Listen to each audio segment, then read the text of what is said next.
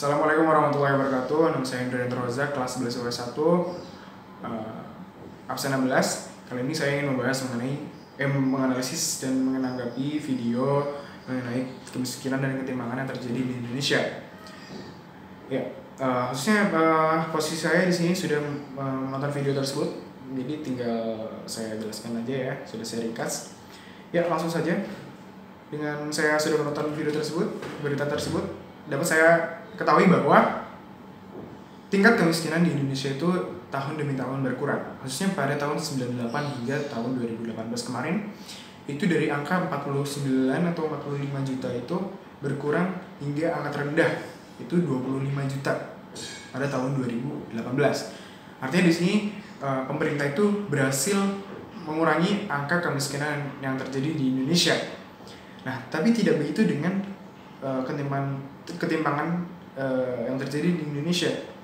Dari laporan World Bank pada 2012 memberikan peringatan. Jadi sejak tahun 2000 itu pertumbuhan ekonomi ketimpangan ekonomi di Indonesia itu meningkat pesat.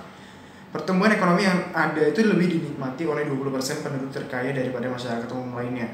Tapi dengan begitu kebijakan dari pemerintah di bawah Presiden Joko Widodo ini tampak memberikan hasil. Nah, kenapa bisa digolongkan orang-orang kaya? Maksudnya orang-orang yang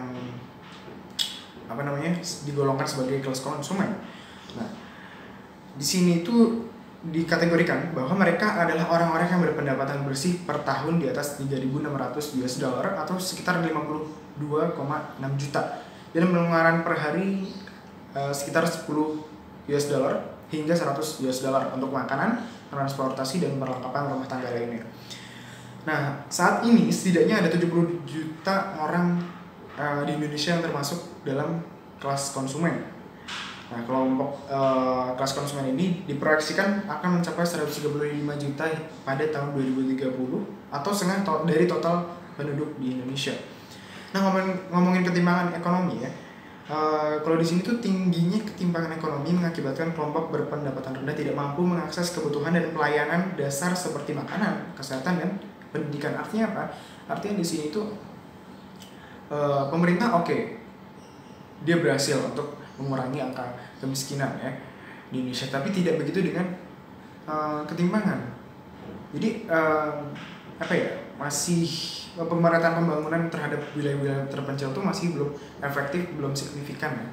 Tidak ada perubahan sama sekali. Justru seharusnya, kalau menurut saya sendiri, pendapat saya, kalau misalnya pemerintah itu dengan percaya diri, maksudnya nggak usah terbebani dengan apa-apa, ya udah tinggal memberikan subsidi kepada mereka-mereka yang wilayah yang terpencil tersebut. Justru orang-orang yang seperti itu punya semangat ya untuk membangun negara ya biasanya. Bukan biasanya, emang pasti, karena mereka terdorong ya, karena mungkin wilayahnya terpencil, jadi mereka termotivasi, terdorong untuk juga bisa bekerja sama untuk membangun Indonesia, khususnya dalam bidang perekonomian. Nah, kalau misalnya ngomongin kemiskinan, itu bisa dikategorikan karena BPS ya. BPS ini udah menentukan masyarakat masuk ke golongan miskin atau tidak itu dari garis kemiskinan. Jadi misalnya jika pendapatannya 400.000 per kapita atau per bulan, maka masyarakat atau keluarga tersebut masuk menjadi golongan penduduk miskin. Jadi misalnya nih ada 2 anak dan 2 orang tua. Misalnya penghasilan tadi kan 400.000 ya, kaliin aja 4 orang, kan hasilnya 1,6 juta. Kalau misalnya per bulan ya, itu termasuk golongan miskin. Itu sudah, kalau misalnya kurang dari 1,6 juta itu termasuk golongan miskin.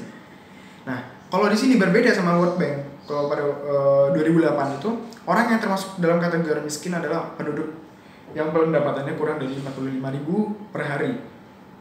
Itu kalau di dolar itu sekitar 3,5 dolar ya. Kalau dulu ya, kalau sekarang beda lagi. Nah, terlihat dari tren gini rasio di Indonesia tidak berbanding lurus dengan penduduk miskin ya, tadi sudah saya bilang. Jadi untuk menghitung ketimpangan antara pendapatan dan pengeluaran di suatu wilayah, semakin mendekati angka 0 maka ketimpangan dari si kaya dan si miskin itu akan lebih rendah. Nah, di perkotaan jumlah penduduk miskin turun sebanyak 10% hanya dalam waktu 1 tahun saja. Dan di pedesaan turun sebanyak 5%. Dari seluruh Indonesia, Maluku dan Papua adalah daerah yang memiliki tingkat kemiskinan paling tinggi, sehingga seharusnya pemerintah harus meningkatkan pembangunan di timur untuk bisa mengurangi kemiskinan tersebut. Iya, yang tadi saya sudah bilang. Maksudnya wilayah-wilayah tersebut justru itu kan wilayah yang punya sumber daya alam banyak. Kenapa nggak dimanfaatin gitu? Justru malah sumber dayanya kita ambil.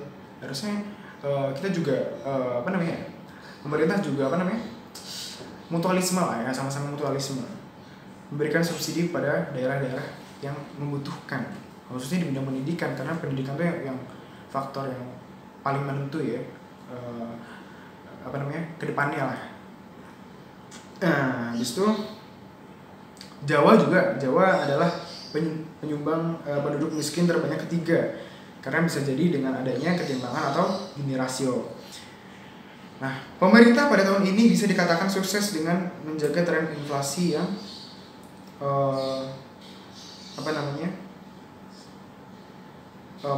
tingkat inflasi yang sedang marak ya. Ya sebentar ya. Iya, maksudnya tadi itu pemerintah itu dapat dikatakan sukses dengan menjaga tren inflasi yang sangat rendah, yang lagi maraknya itu pas itu sekitar 1,92%. Kok marak sih? Iya, 1,92%. Pada tahun-tahun sebelumnya bisa sampai 4 hingga 5%. Ya, di sini itu ya dapat disimpulkan ya bahwa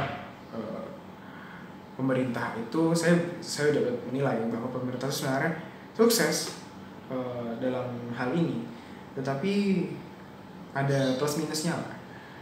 Oke, dia yang tadi saya bilang dia itu bisa menuruni angka kemiskinan di Indonesia, tapi tidak begitu dengan ketimpangan. Justru angka kemiskinan turun, ketimpangannya juga naik, turun juga. Kan sekarang kan ini ya sudah digencarkan program untuk membuka lapangan pekerjaan. Harusnya dari masyarakatnya juga ini ya, juga terdorong atau termotivasi juga. Jangan pemerintahnya sudah membantu, tapi masyarakatnya malah bodoh amat. Itu salah lagi tuh.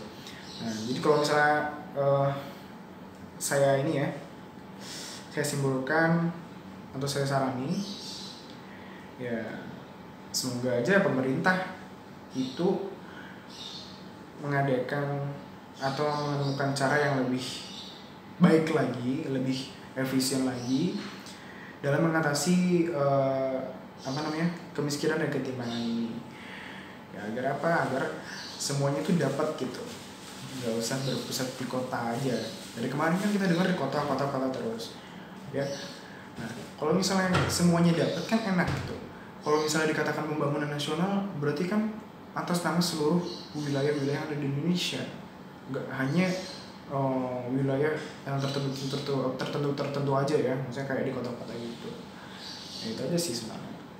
Oke, terima kasih. Assalamualaikum warahmatullahi wabarakatuh.